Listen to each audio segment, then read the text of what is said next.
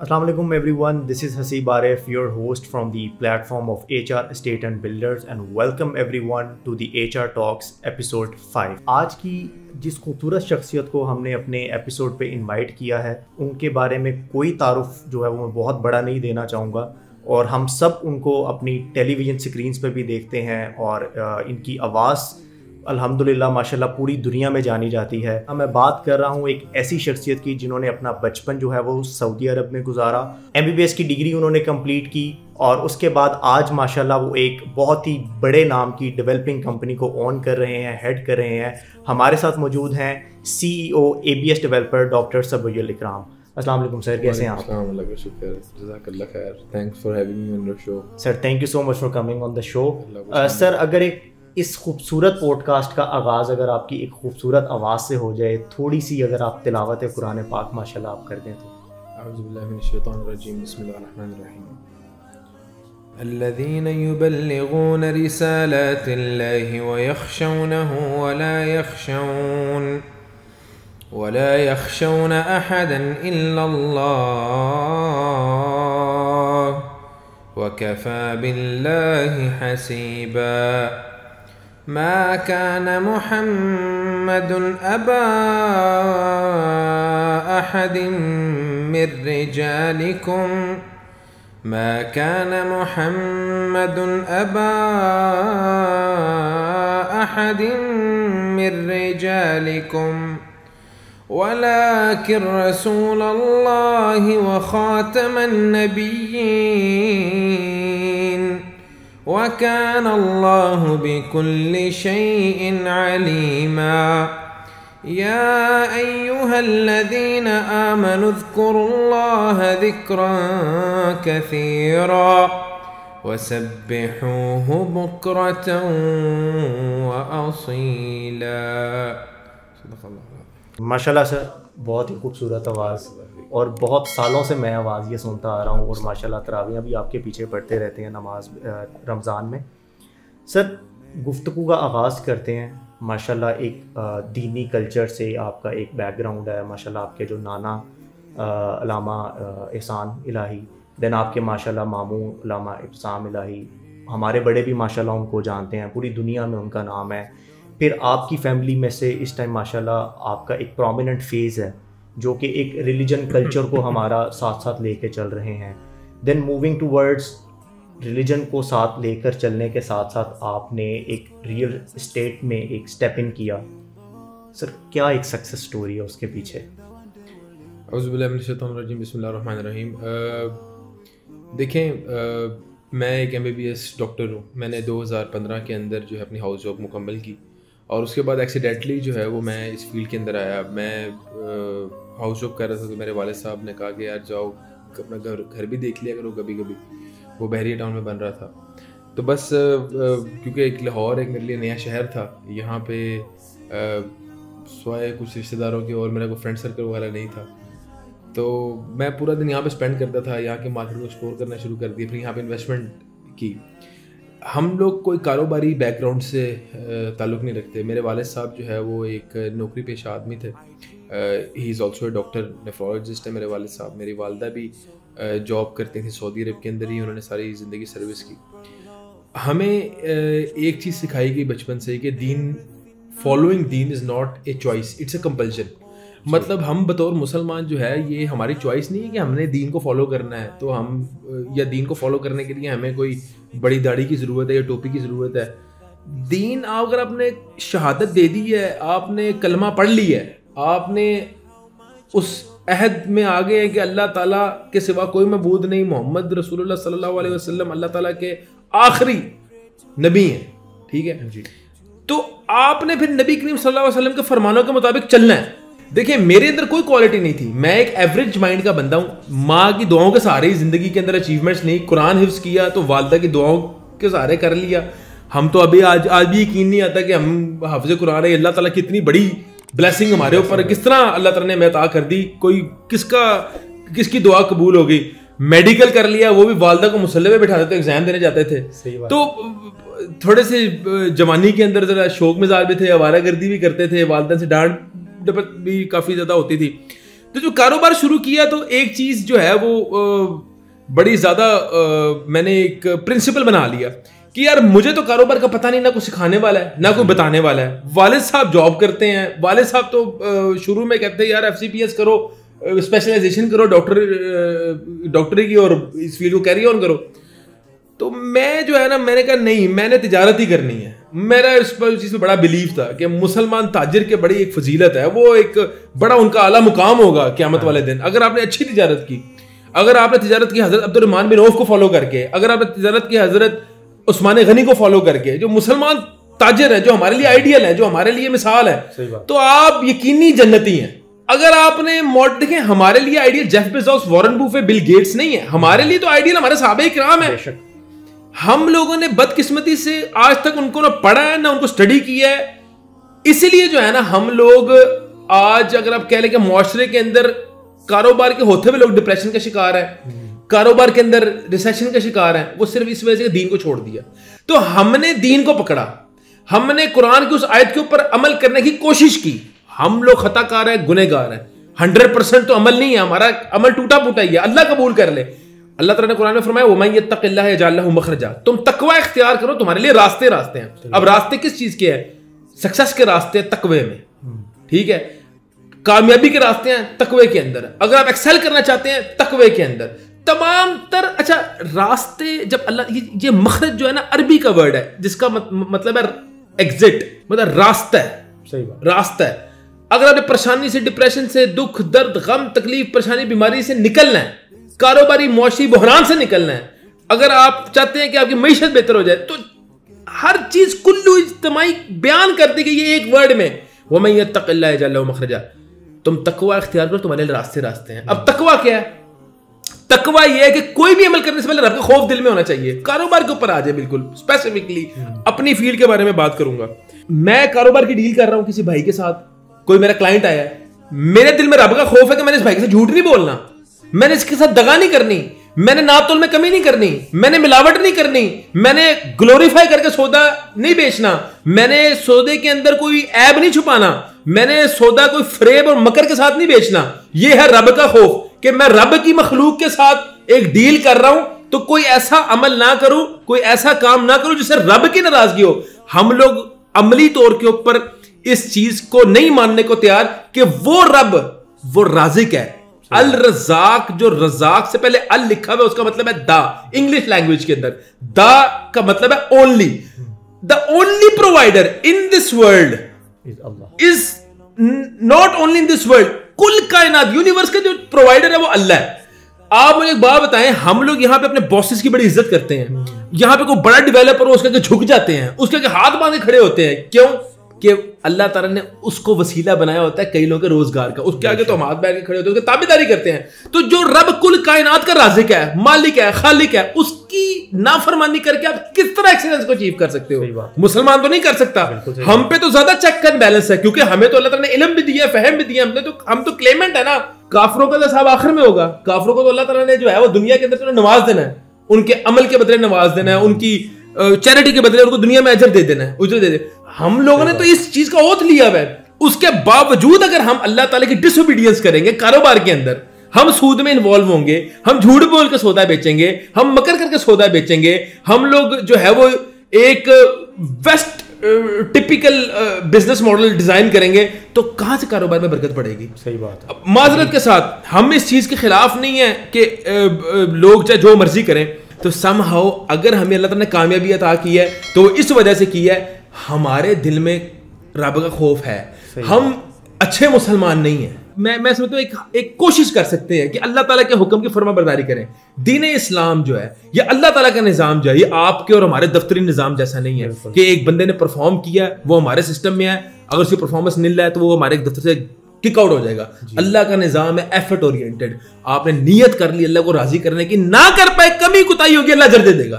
तो the whole mechanism of business, जो हमारा बिजनेस का मैकेनिज्म था, जिसपे चल के अल्लाह ताला ने हमें बड़ी कामयाबी अता की, वो ये था कि हमारे अमल में कमियां कुताहियां बेशक होंगी, हमारी ऐसी कुछ मामलात होंगे जिंदगी में, यकीनन होंगे। हम लोग परफेक्ट नहीं है कि जो शायद दीन के असूलों को से हटके हो या अल्लाह की नाराजगी के सबब बन सकते हो, लेकिन अल्लाह गवाह है हमने कसदन नियतन अल्लाह ताला की नाफरमानी हमने इंटेंशनली कभी करने का अहद नहीं किया।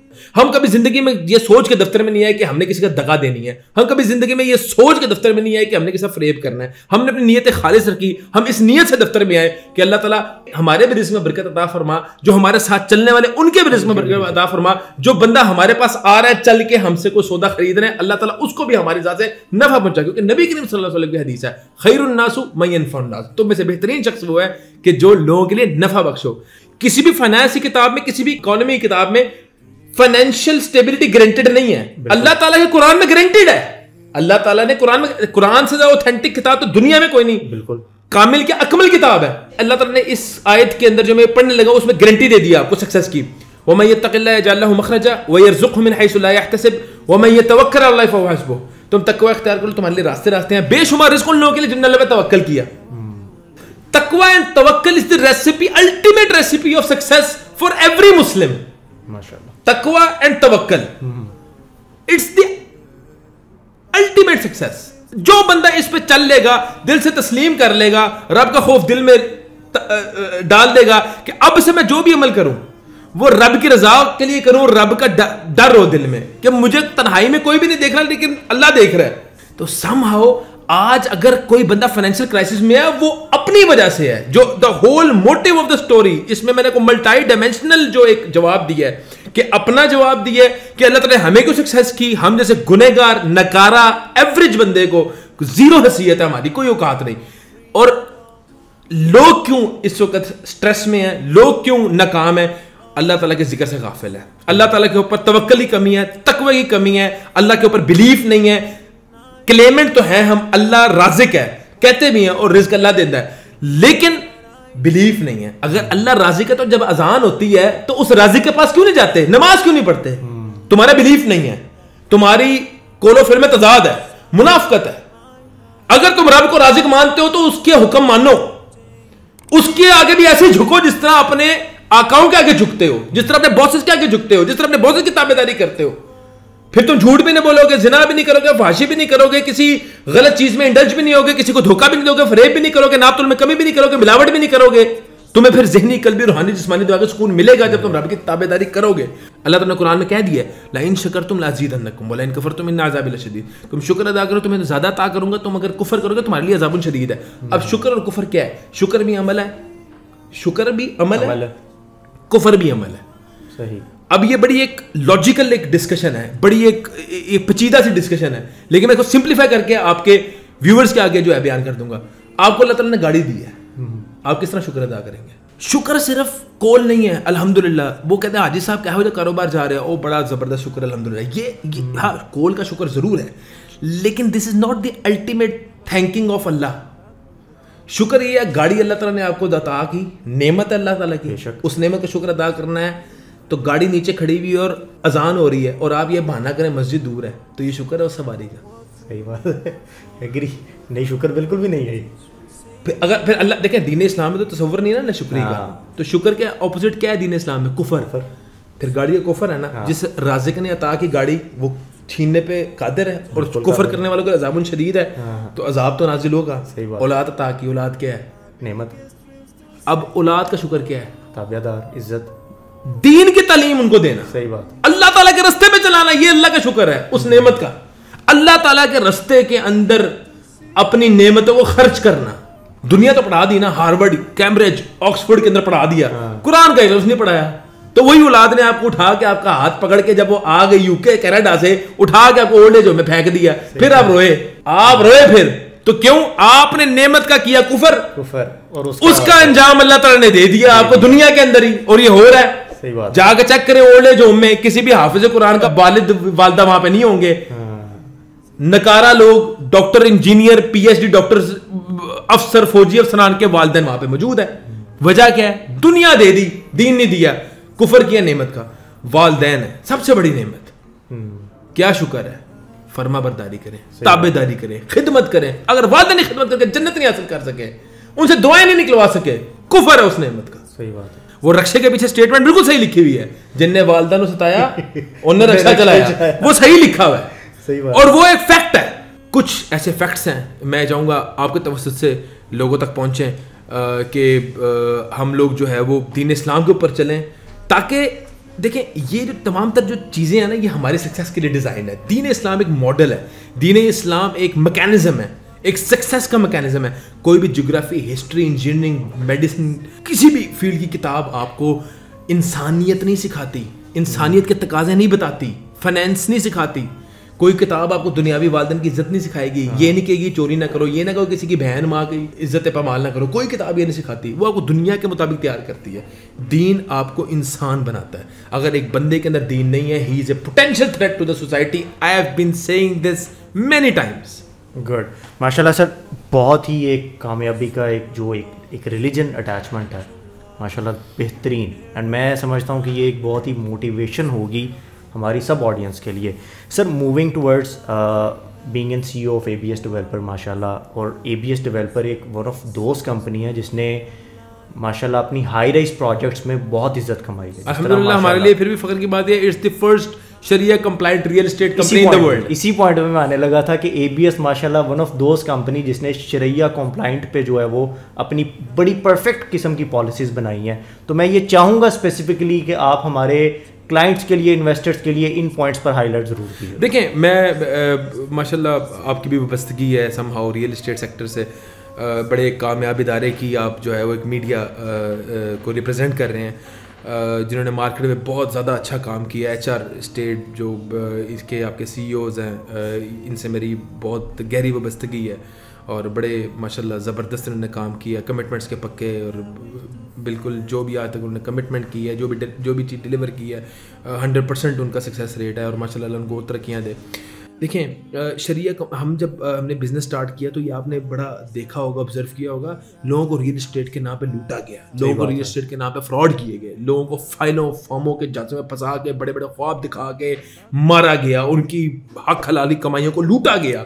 ठीक है, बल्कि मैं ये समझता हूँ डकैती मारी गई उनके साथ, एक प्लान तरीके से फ्रॉड किया गया। तो हमने ये फील किया कि यार ये क्या वजह है कि जो है ये पाकिस्तान के अंदर इस तरह की स्कैम्स इतने आम है कि हर दूसरा डेवलपर ही मास हुआ एक दो के, जिसमें बैरियर टाउन आज तक ऐसी चीज़ों में इन्वॉल्व नहीं हुआ। अब एक तो और इस तरह का रिनाउंड डेवलपर है जो कि चंद देंगे, 1-2-3 होंगे बस। उसके अलावा हर डेवलपर जो है इसी तरह आवाम को लूट रहा है और बड़े बुरे तरीके से लूट रहा है और राज्य के लूट रहा है। तो हमने कहा कि यार यहाँ पे ना लोगों को कंसेप्ट देने की ज़रूरत है कि शरिया बिजनेस करें। पहली बात ये है कि हम ये लॉ इंप्लीमेंट करें, नबी करीम सल्लल्लाहु अलैहि वसल्लम की हदीस को इंप्लीमेंट करें, अपने कारोबार के अंदर खरीदा हुआ माल वापस हो सकता है। अगर जेफ बेजोस अमेज़न को चला रहा है और ये पॉलिसी इंप्लीमेंट कर रहा है अमेज़न के अंदर के खरीदा हुआ माल वापस हो सकता है, तो हम तो एप्रिशिएटिंग एसेट में डील कर रहे हैं, वो तो डेप्रिशिएटिंग एसेट में डील कर रहे हैं। इलेक्ट्रॉनिक्स जो है वो उससे मोबाइल ने कवर उतार के इस्तेमाल करे, महीना नहीं समझ आता, वापस करके कैश ले ले, तो वो यहूदी हो गए जिसको दीन का फहम और फिरासत नहीं है, वो शरीयत के मुताबिक कारोबार कर रहा है, क्योंकि तरक्की और सक्सेस इसी में गारंटेड है। खरीदा हुआ वापस हो सकता है, नबी के हदीस है, हमने वो इंप्लीमेंट की रियल एस्टेट के अंदर। पहला असूल। दूसरा, कोई सरचार्ज नहीं, कोई सूदी काम नहीं करना। क्यों इस बात का सरचार्ज? एक हमारा मुसलमान भाई मजबूर है, ये तंग दस्ता है, अगर वो 15 दिनों से किस्त लेट कर दिए तो हम उसको सूद चार्ज करेंगे। हमने रिबा फ्री पॉलिसीज की है, कोई सरचार्ज नहीं। तीसरी बात, सौदे में जो है वो कोई आपकी ये कैंसिलेशन नहीं होनी म्यूचुअल कंसेंट के बगैर, कि आप घर बैठे हुए सोए हुए हैं, मेरा मूड बना, मैंने आपका 2 किस्तें नहीं आई, मैंने आपका सौदा कैंसिल कर, नहीं, म्यूचुअल कंसेंट के साथ कैंसिलेशन में जाएंगे। सही बात, ठीक है। चौथी बात, हमने किसी भी सौदे को ओवर ग्लोरीफाई करके नहीं बेचना, जो हकीकत है, जो कमिटेड है, वही हमने बताना है, वही दिखाना है, वही डिलीवर करना है। पांचवी बात, हमने कमिटमेंट को ऑन करना है, जो डिलीवरी डेट देंगे उससे पहले डिलीवर करना है। सही, एटलीस्ट हमारी नीयत जरूर होगी कि हम करें, कोई खुदा ना खास्ता कोई अगर मसला और रुकावट आती है 1-2 महीने, तो हम उसकी माजरत भी पेशगोई करेंगे अपने क्लाइंट के साथ। कहने का मतलब ये चंद असूल है। देखिए, हम अगर हजरत अब्दुर्रहमान बिन औफ को स्टडी करें तो हमें चंद 3-4 उनके सुनहरी असूल हैं। बाय कैश सेल कैश, कोई उधार का काम नहीं करना। सही बात है। नेवर स्टॉक, जखीरा अंदोजी नहीं करनी। मिनिमम मार्जिन है, रोटेशन ऑफ फंड्स में रहो, मिनिमम मार्जिन पे डील कर दो। सौदे में से ऐप, किसी सौदे में ऐप ना छुपाओ। अब हजरत अब्दुर्रहमान बिन औफ का मॉडल वॉरेन बुफे भी फॉलो कर रहा है, जेफ बेजोस भी फॉलो कर रहा है, एलोन मस्क भी फॉलो कर रहा है। फॉलो नहीं कर रहा तो मुसलमान ताजर नहीं कर रहा। अब आज हम जो है वो तनज़्ज़ुली का शिकार क्यों है? आप नीयतों में फुकतान है। हम लोगों को दीन इस्लाम ने देना सिखाया, ज्यादा अता करो, दो, अपना हाथ खुला रखो, बेनियाज हो। हम उतने ही ढीठ हो गए। नीयत में खोट है ना। और भाई मुसलमान की तिजारत तो ये नहीं थी, मुसलमान का तो दर्जन भी जो है ना वो 13 का था और किलो भी 1100 ग्राम का था। मुसलमान की तिजारत ये थी, दो ज्यादा दो, खुल के दो, अल्लाह और बरकत डालेगा। मुसलमान को तो अकीदा था। ठीक है, तो आज मुसलमान अगर बिजनेस के अंदर एक्सेल नहीं कर रहा, उसकी वजह है कि दीन इस्लाम से बागी हुआ है, दीन इस्लाम के असूल को मस किया है, नाकाम हो गया, फेलियर पे चल बैठा।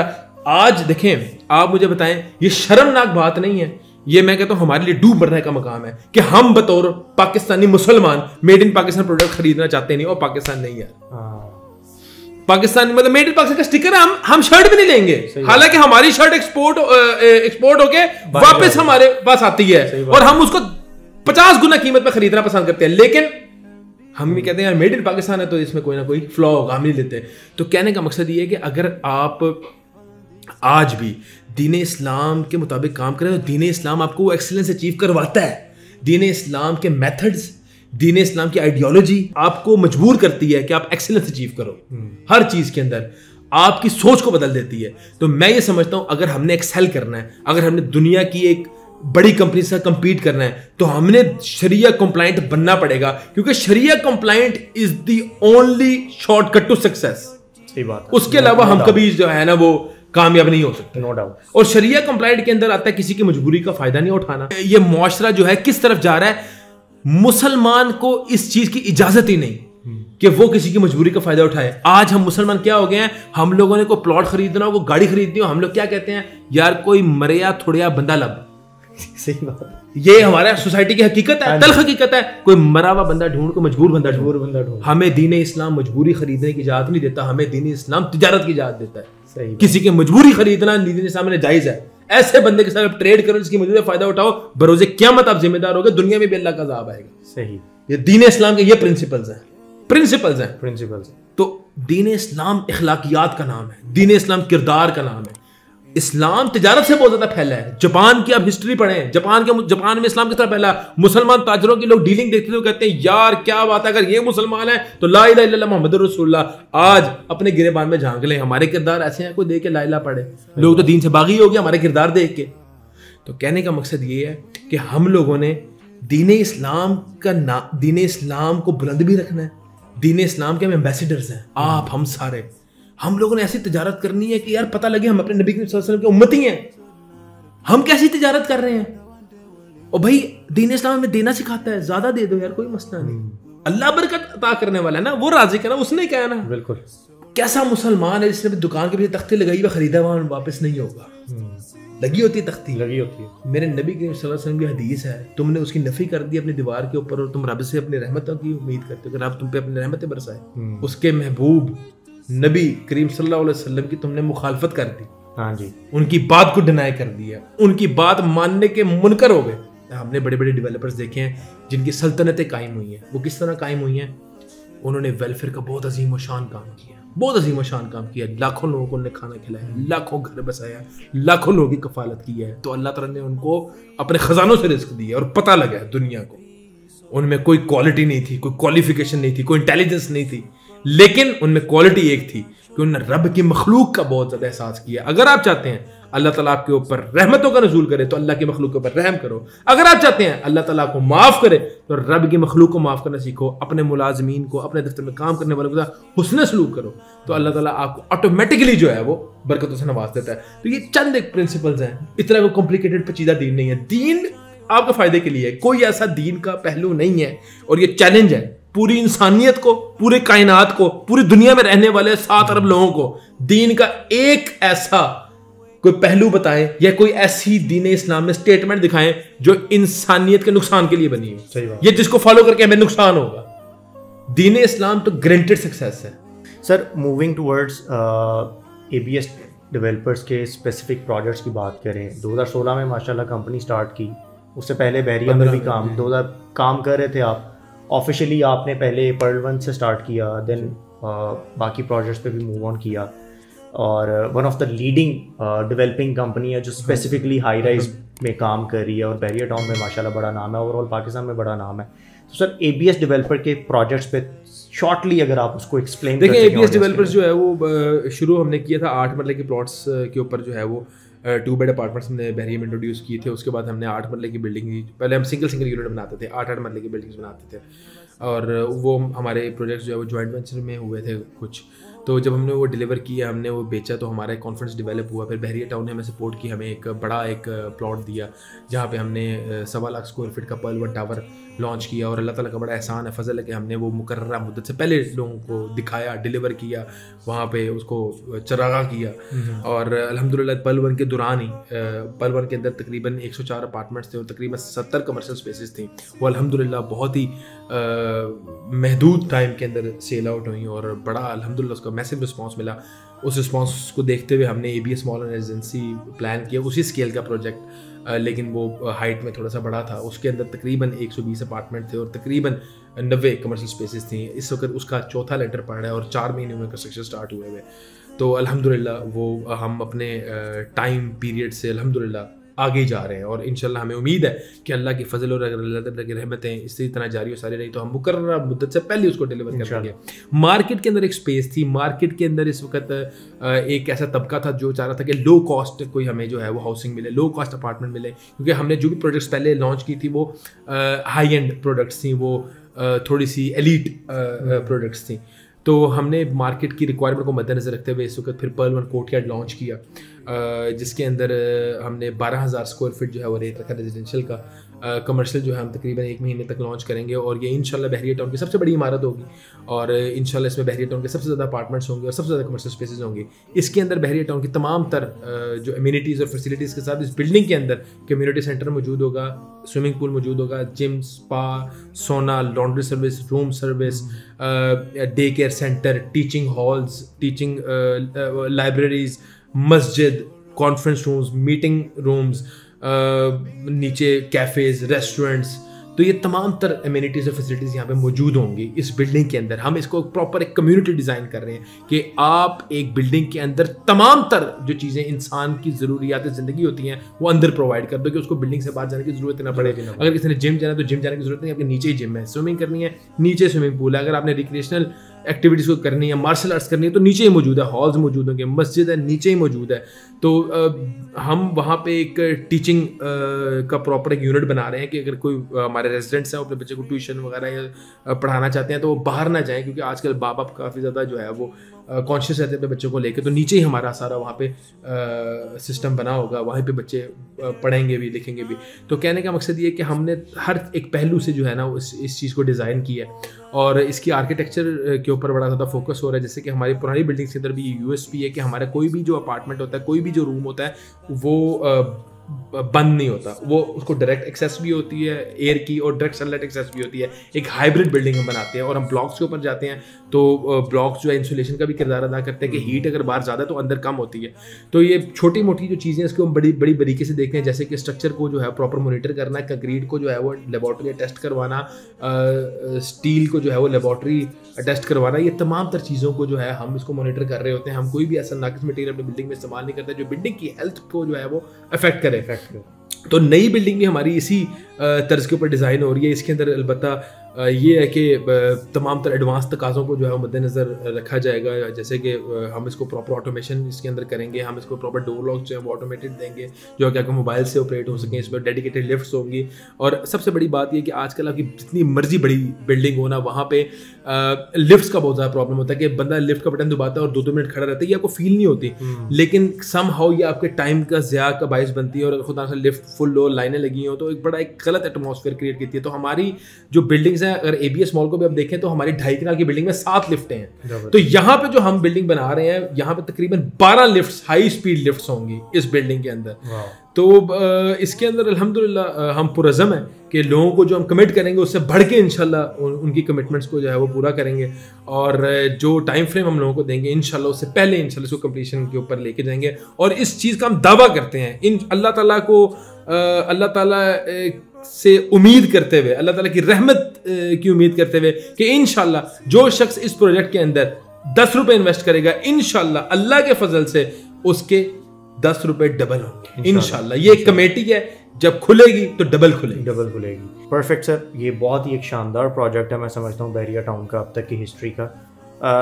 सर, हाई राइज की जो ट्रेंडिंग है वो अगर पाकिस्तान में देखी जाए तो वो कराची में थी, ठीक है, आहिस्ता आहिस्ता आहिस्ता आहिस्ता मूव ऑन करते, अब लाहौर में भी एक ट्रेंड बनता जा रहा है, लोग प्रेफर करते हैं कि वो हाई राइज पे शिफ्ट हों और वहाँ पर वो उन अम्यूनिटीज़ को एंजॉय कर सकें।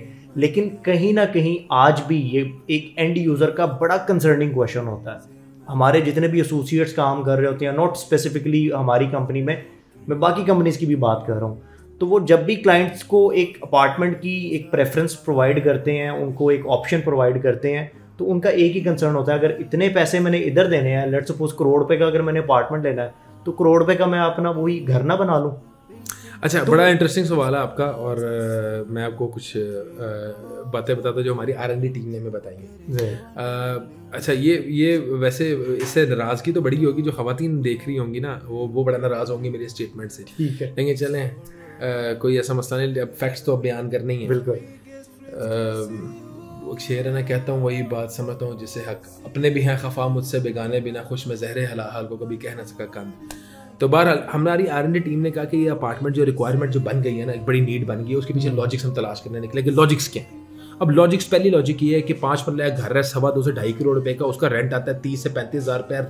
1 बेड अपार्टमेंट मिलता है 70 लाख रुपए का, उसका रेंट आता है 45 हज़ार रुपया। ROI डिफरेंस मैसिव है, मैसिव। ठीक है, return of investment. Overseas client plot लेते हुए डरता है, इसलिए कहता है मैं 2 साल बाद आऊंगा, प्लॉट नहीं रहेगा, कब्जा हुआ होगा, मैं कहाँ जाऊंगा, मेरे पास तो यहाँ पे ना कोई कानूनी मदद होगी ना कुछ और, मैं तो गया। ठीक है, अपार्टमेंट लूंगा, अच्छे डेवलपर में, अच्छे कम्युनिटी में इन्वेस्ट करूंगा, 2 साल बाद एक बनी हुई चीज होगी, उसकी मुझे इनकम भी आती रहेगी। दूसरी बात। तीसरी बात जिसको मैं बात करते हुए हेजिटेट हो रहा था, नौजवान नस्ल लड़की ससुराल रहना नहीं चाहती। सही बात है, लड़का घर अफोर्ड नहीं कर पाता। ठीक है, कड़ियां मिलाए ना, लड़की ससुराल रहना नहीं चाहती, लड़का घर अफोर्ड नहीं कर पाता। ठीक है, लड़की ना सिर्फ ससुराल रहना चाहती है, लड़की काम भी नहीं करना चाहती। लगी तो सूट क्या करता है उसको? अपार्टमेंट। 5 मरले घर में तो काम भी करना पड़ेगा। बात है। लड़के को भी 2 मुलाजिम रखने पड़ेंगे, माली भी रखना पड़ेगा, ड्राइवर भी रखना पड़ेगा। काम वाली भी फुल टाइम होगी। अपार्टमेंट में 2 घंटे के लिए काम वाली आई, 5,000 रुपये महीने के लिया, काम करके चली गई। इलेक्ट्रिसिटी कॉस्ट भी कम, सही, यूटिलिटीज की कॉस्ट भी कम। ठीक है, 2 कमरे हैं, इजीली मैनेजेबल। लड़की का ख्वाब भी पूरा हो गया, लड़के की जान भी छूट गई। सबसे बड़ी रीजन ये है। सही बात है। ठीक है, तो ये हमारी रिसर्च है। सही, आप आप देखें, इसकी अगर आप रिसर्च करेंगे तो आप देखें, न्यूली वेड कपल्स आपसे बुकिंग करवा रहे हैं। लड़का कहता है मैं किसी आपसे फंस गया, सही बात, लड़की रहना नहीं चाहती ससुराल।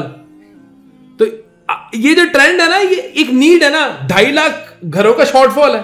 सही बात, लाहौर शहर की बात कर रहा हूं। हाँ। 2.5 लाख घरों का शॉर्टफॉल है, वो किसने पूरा करना है? इतनी इन्फ्लेशन हो गई है और इतनी महंगाई हो गई है कि आपका 5 मरला घर अच्छी कम्युनिटी में 2 करोड़ से शुरू हो रहा है। आप बताएं ऑप्शन क्या है? नहीं, नो अदर ऑप्शन नहीं है ना। There is no choice other than apartment. Apartment rental में भी बेहतर है, सिक्योरिटी में भी बेहतर है, एमिनिटीज और फैसिलिटीज भी बिल्डिंग के अंदर मिल रही हैं, एक नेबरहुड भी अच्छा मिल रहा है। ठीक है, 60-70 लाख की इन्वेस्टमेंट है, देने भी पैसे 2-3 साल के अंदर है। तो ये बेस्ट एक मॉडल है। देखें, ये लाहौर के अंदर इसलिए तेजी से रुझान है, कराची के अंदर भी लॉजिक्स यही थी। लाहौर के अंदर पहले जगह वसी थी, वो जगह हो गई फिल। अब जब जगह फिल हुई तो प्रॉपर्टी होगी अप्रिशिएट। जब अप्रिशिएट हो गई तो एक तबका था जो कि बहुत मेजर क्लास है, उसके पास जो है वो चॉइस नहीं थी अदर देन कि वो अपार्टमेंट मूव कर दे, अच्छी कम्युनिटी में मूव कर दे। अच्छी कम्युनिटी में रहना हर बंदे का ख्वाब होता है, अच्छी कम्युनिटी में रहना। अब एक बंदा पसमानदा इलाके से उठ के कभी जिंदगी पसमानदा इलाके के अंदर इन्वेस्टमेंट करना नहीं पसंद करेगा। वो कहेगा यार मैं थोड़ा सा साइज के अंदर, थोड़ी चीजों के अंदर कॉम्प्रोमाइज कर लूं, लेकिन एक अच्छे इलाके में मूव हूं। अगर अच्छा नेबरहुड आप अपने बच्चों को देंगे तो उनकी अपब्रिंगिंग बहुत अच्छी होगी, उनके अंदर अखलाकियात बड़ी अच्छी होंगी, उनके बात करने का, उनके बोलने का तरीका, उनकी एक एप्टीट्यूड बड़ा एक बेहतर होगा। एक वही बात है, एक बच्चा आप पसमानदे इलाके का देख लें और एक अच्छी कम्युनिटी का देख लें, दोनों में जमीन आसमान का फर्क होता है। पसमानदा इलाके वाला बच्चा फिर भी एक नेगेटिविटीज में इंडल्ज हो जाता है, तो एक अच्छी कम्युनिटी में रहने वाला बंदा पॉजिटिविटीज में, बच्चा क्राइम फ्री होता है, वो कोई उसकी ऐसी ना कंपनी होती है। तो कहने का मकसद ये कि समहाउ आप आजकल के वालिदैन जो है पढ़े लिखे हैं, वो इन चीज़ों को भी बहुत ज़्यादा सोचते हैं और समझते हैं कि हमने आने वाली नस्लों के लिए भी एक ऐसी कम्युनिटी का इंतखाब करना है जहाँ पे हमारी आने वाली नस्ल जो है वो अच्छी जो है उनकी अपब्रिंगिंग हो सके।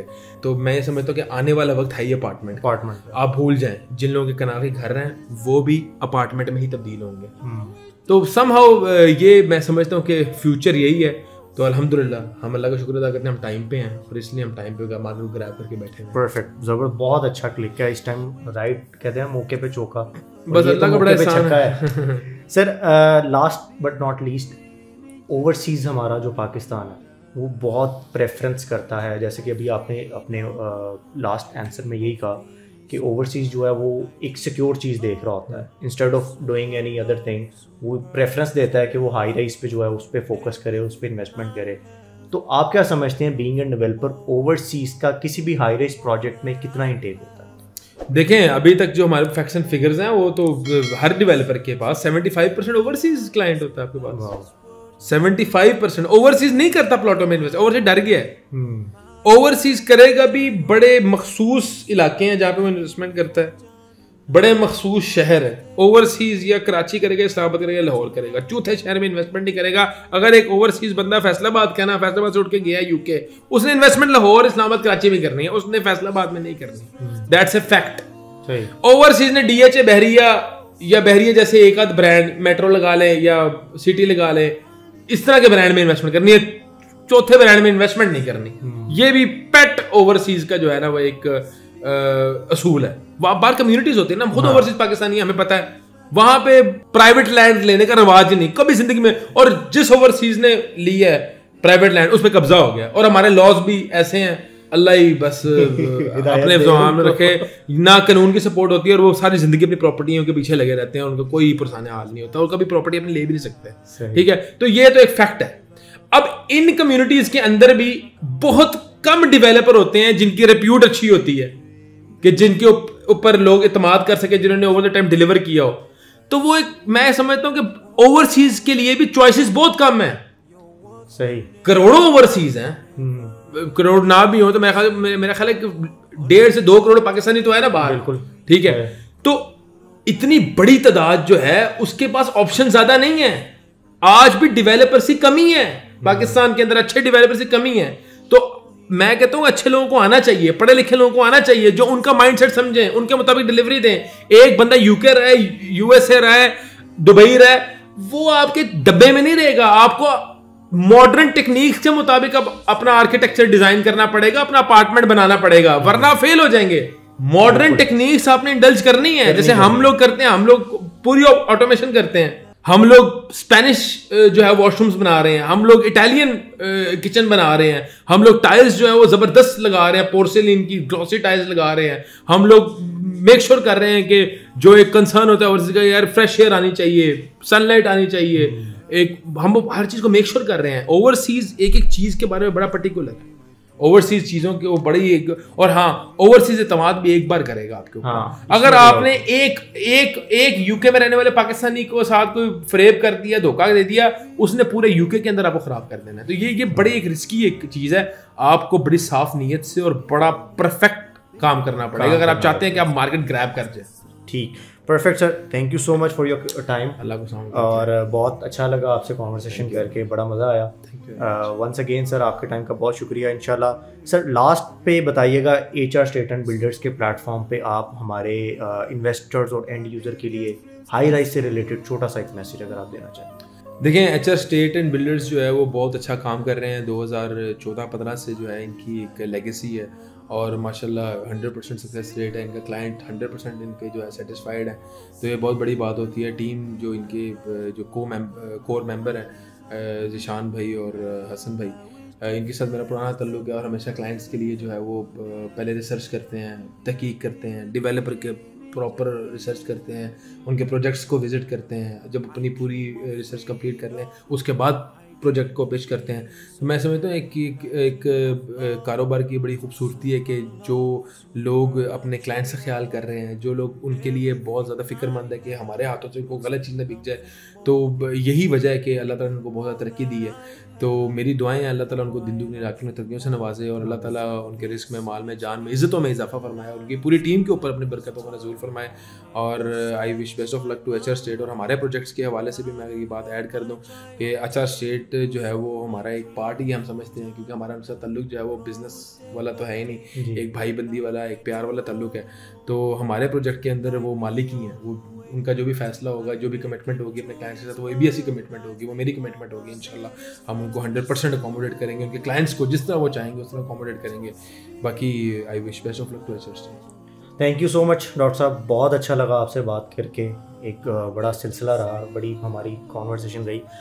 Thank you so much everyone for watching this podcast and I really appreciate every single person जो हमारे इस पॉडकास्ट को बहुत पसंद कर रहे हैं, बहुत लाइक कर रहे हैं, एंड आई एम श्योर कि वो इस पॉडकास्ट की हेल्प से बहुत कुछ सीखने को भी मिल रहा है। टिल द टाइम आप हमारे यूट्यूब चैनल को सब्सक्राइब कर लीजिए और प्रेस द बेल आइकन ताकि आपको अर्ली बेस पे नोटिफिकेशन मिल जाए as soon we upload our next episode.